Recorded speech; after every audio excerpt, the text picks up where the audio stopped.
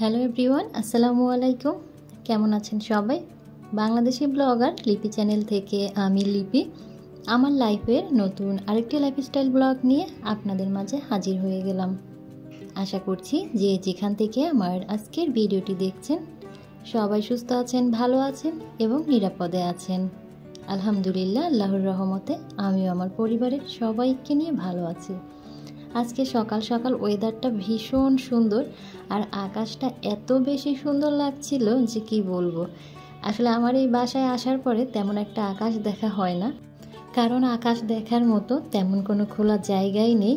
এই যে আমার ব্যালকনি থেকে দেখতেই পাচ্ছেন, দুই বিল্ডিংয়ের মাঝখান থেকে ফাঁকা যে একটু জায়গা আছে সেখান থেকে জাস্ট একটু আকাশ দেখা যায়। যাই হোক, আমি তাতেই অনেক খুশি যে আমার বাসা থেকে আকাশ তো দেখা যায়। এমনও অনেক বাসা আছে যে আকাশ তো দূরের কথা, কখন যে দিনের আলো হয়, কখন যে রাতের অন্ধকার হয় সেটাই বোঝা যায় না। যাই হোক, সব কিছুর জন্য আলহামদুলিল্লাহ। সবার নাস্তা হয়ে গিয়েছে। সকালে নাস্তার জন্য রুটি আলু ভাজি করছিলাম, কিন্তু আমার কেন জানি আজকে রুটি খেতে ইচ্ছা করছে না।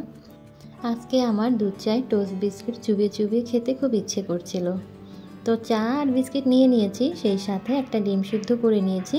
এই হচ্ছে আজকে আমার সকালের নাস্তা। আর আজকের নাস্তাটা কিন্তু আমি আমার লিভিং রুমে বসেই করছি। আগেই তো দেখালাম যে আজকের আবহাওয়াটা খুব সুন্দর, বাইরে খুব সুন্দর করে রোদ ঝলমল করছে আর সেই সাথে হালকা হালকা বাতাসও আসছিল, ভীষণ ভালো লাগছিল। আর এই রকমের ওয়েদারে এরকমের সাজিয়ে গুছিয়ে একটু নাস্তা করতে খুব ভালো লাগে কিন্তু।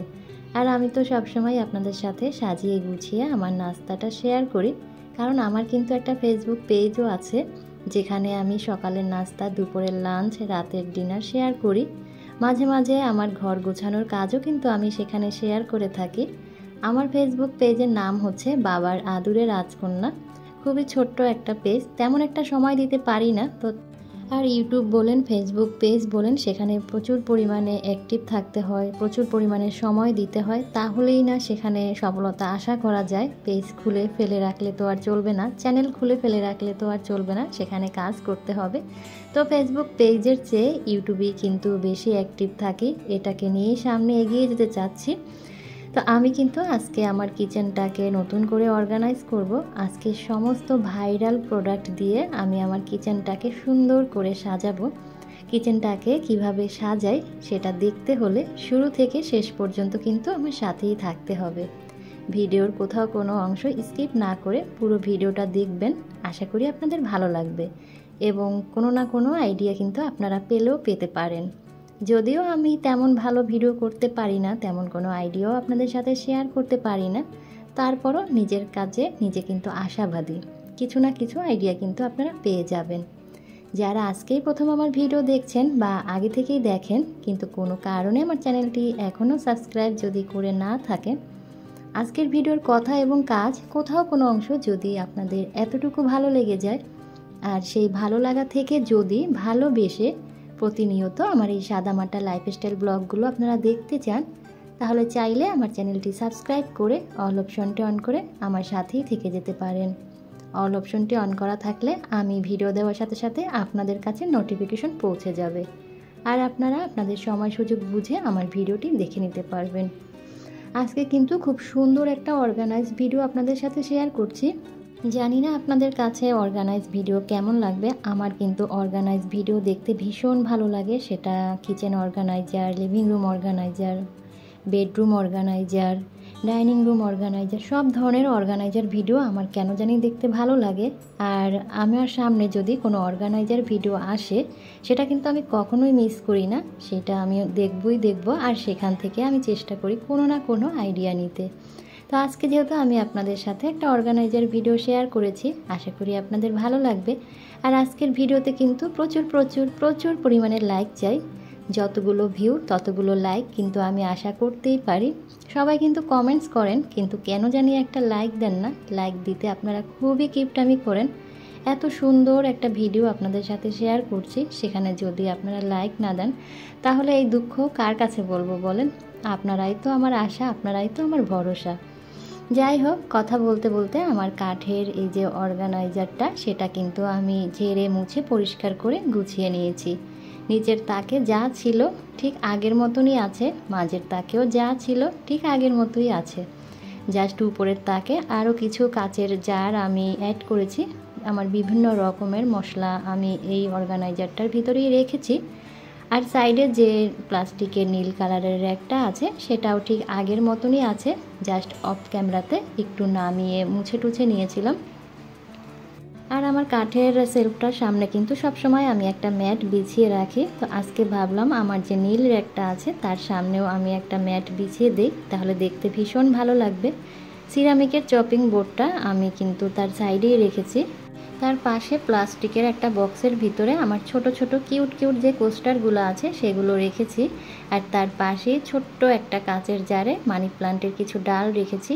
আমার কিচেনটা যেহেতু হোয়াইট কালারের টাইলস করা, তো সাদা টাইলসের ভিতরে সবুজ কালার রাখলে কিন্তু ভীষণ ভালো লাগে। তাই আমি কিন্তু সবসময় আমার কিচেনে কিছু রিয়েল প্লান্ট রাখার সবসময় চেষ্টা করি। আর রিয়েল প্লান্ট তো আমার অনেক বেশি পছন্দের। এই যে একটা ভাইরাল প্রোডাক্ট চা নাকি কফি, এটা কিন্তু অনেক ভাইরাল, অনেক ট্রেন্ডিংয়ে আছে। আর ফেসবুকে যারা ভিডিও করে তাদের তো প্রত্যেকের এই কিচেনে এই ভাইরাল প্রোডাক্টটা আছে। তারপরে আমাদের মতো অনেক ইউটিউবার আপুদের কিচেনেও কিন্তু এই প্রোডাক্টটা আছে, চা নাকি কফি। ফাইনালি আমার কিচেনেও এটা অ্যাড হয়ে গেল। আর এখানে একটা দেখতে পাচ্ছেন যে কফি লেখা আর একটা কাপের ভিতরে কফির ধোয়া উঠছে। এই ওয়াল স্টিকার বা ওয়ালম্যাট যাই বলি না কেন, এটাও কিন্তু খুবই ভাইরাল, এটাও কিন্তু ট্রেন্ডিংয়ে আছে। টি কফি লেখা এই ধরনের ওয়ালমেটগুলো খুব চলছে কিন্তু এখন। তো আমি অনেক খুঁজেছি এই ধরনের ওয়ালমেট, কিন্তু আমি কখনোই পাইনি। তো হঠাৎ করে সেদিন পেয়ে গেলাম, পেয়ে আর কিন্তু আমি সেটা ফেলে রেখে আসিনি, সঙ্গে সঙ্গে এটা আমি নিয়ে এসেছি। আর এটার দাম কিন্তু খুবই কম, মাত্র 30 টাকা। 30 টাকা দিয়ে খুব সুন্দর একটা ভাইরাল জিনিস আমি নিয়ে এসেছি আমার কিচেন সাজানোর জন্য। তো টি লেখাটাও আমি খুঁজছিলাম, কিন্তু ওটা পাইনি, শুধু কফির লেখাটাই পেয়েছি, এটাই নিয়ে আসছি। চা নাকি কফি, তার পাশে আমি এই ওয়ালমেটটা লাগিয়ে দিচ্ছি। খুব সুন্দর লাগছে কিন্তু কিচেনের এই কর্নারটা।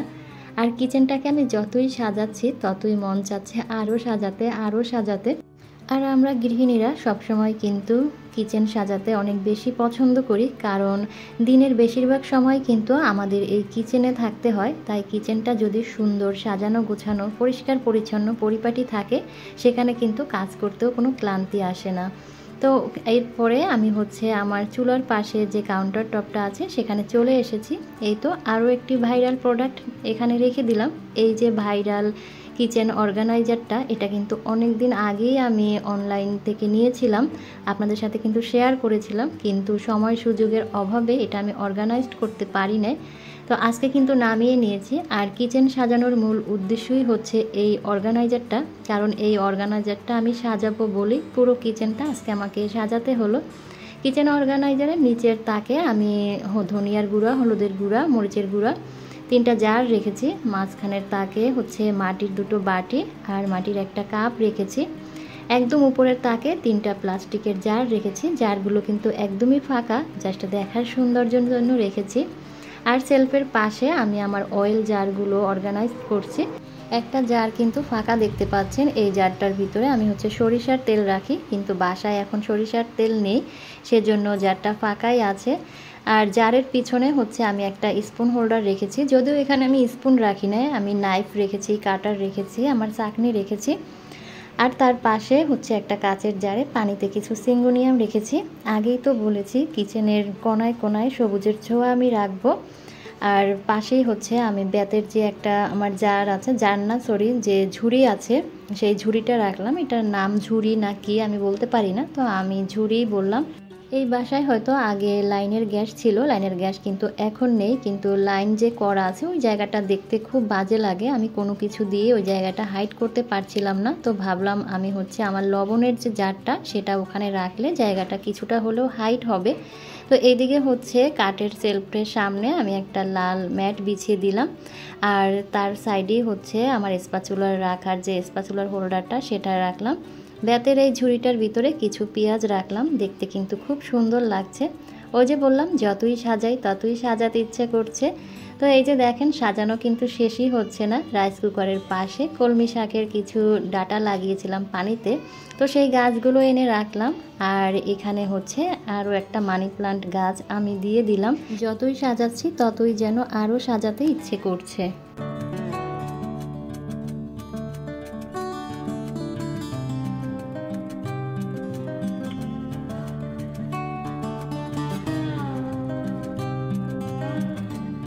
তো ফাইনালি কিন্তু আমার কিচেন সাজানো শেষ। এখন আমি আমার পুরো কিচেনটা আপনাদেরকে দেখিয়ে দিব এক নজরে। এই যে আলু পেঁয়াজ রাখার যে ঝুড়িটা, এটা কিন্তু কাউন্টার টপের নিচে ছিল, আর একটা তাক কিন্তু আমি খুলে রেখেছিলাম।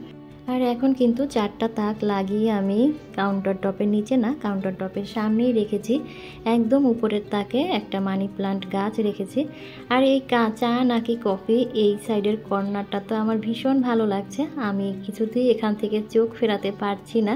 তো আমার একার ভালো লাগছে নাকি আপনাদেরও ভালো লাগছে একটু জানাবেন, জানতে পারলে ভালো লাগবে। আসলে ভালো লাগা সবার মাঝে ভাগ করে দিলে কিন্তু আরও বেশি ভালো লাগে। আর একটা জিনিস নিজের ভালো লাগলে শুধু ভালো লাগে না, সেই জিনিসটা যখন সবার ভালো লাগে তখন কিন্তু সেই ভালো লাগাটা পরিপূর্ণ পায়। সিঙ্কের এক পাশে কিন্তু আমি আমার ভীম লিকুইড রাখার আর হ্যান্ড ওয়াশ রাখার জার দুটো রেখেছি একটা পিঙ্ক কালারের ঝুড়ির ভিতরে, যদিও জার দুটো এখন ফাঁকা আছে। আর তার পাশেই একটা কাপড় বিছিয়ে আমি মানি প্লান্ট রেখেছি। কাপড়টা বিছিয়েছি এই কারণে, আমি যখন লাল ঝুড়িটার ভিতরে থালাবাটি ধুয়ে রাখবো, ঝুড়িটা থেকে যে পানিটা নিচে পড়বে সেটা হচ্ছে কাপড়ে শুষে নিবে, সেই কারণেই রেখেছি। আর ওয়ালে যে সাদা আমার একটা র্যাক হ্যাং করা আছে, তার সাইডেই কিন্তু আমি আমার যে আর একটা সাদা কর্নার র্যাক ছিল সেটাও আমি হ্যাং করে নিয়েছি। আর সেগুলোকে একটু সবুজ করে সাজিয়ে নিয়েছি। সবুজ একটা লতা দিয়ে আমি পুরো র্যাক দুটোকে একটু সাজিয়ে নিয়েছি। আর এই লতাটা কিন্তু অনেক বড়, এটা কিন্তু মাত্র 50 টাকা দিয়ে আমি কিনেছি। খুবই কম প্রাইজে আমি জিনিসপত্র কিনে কিন্তু আমি আমার কিচেনটাকে সাজিয়ে নিয়েছি। দেখতেই পাচ্ছেন লতাটা কিন্তু অনেক বড়, একদম চুলার সাইড পর্যন্ত চলে এসেছে। আর কাঠের সেলফটার সামনে আমি তো একটা লাল ম্যাট বিছিয়ে রেখেছি। লাল ম্যাটটা বিছিয়ে দেওয়ার পরে আরও বেশি সুন্দর লাগছিল, আর দেখতে খুব কালারফুল লাগছিল কিচেনটা। আমি যখন কিচেন সাজাই তখন আমার একদমই ইচ্ছে হয় না এই কিচেনে আমি কোনো কিছু রান্না বান্না করি। শুধু মনে হয় রান্না করলেই তো আবার নোংরা হয়ে যাবে, কিন্তু পেট যেহেতু আছে রান্না তো করতেই হবে। আর কিচেন সাজানোর পরে একটু পরপরই কিচেনে এসে দেখি যে কিচেনটা কেমন লাগছে। সাজানো গুছানোর পরে কিন্তু খুব সুন্দর লাগে। আর সাজানো গুছানো পরিপাটি একটা কিচেন কিন্তু প্রত্যেকটা নারীরই স্বপ্ন থাকে, প্রত্যেকটা নারীরই কিন্তু ভালোবাসার জায়গা এই কিচেনটা।